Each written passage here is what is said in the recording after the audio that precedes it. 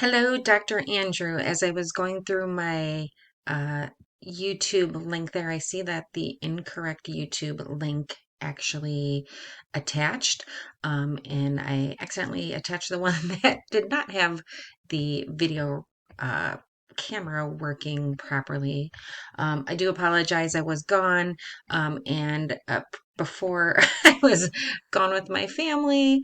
I did spill water on my laptop, and I am temporarily using my daughter's laptop, and we've been having some technical issues with that, with me transferring files over. So I do apologize.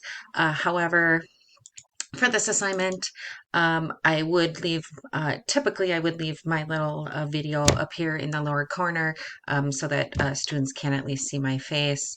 I think it helps them with just being able to see the facial expressions and such as that. Um, so otherwise, that is all. So sorry about that. And I will re-upload this just so you can see that, yes, this is how it was really supposed to be. So sorry about that. All right, bye.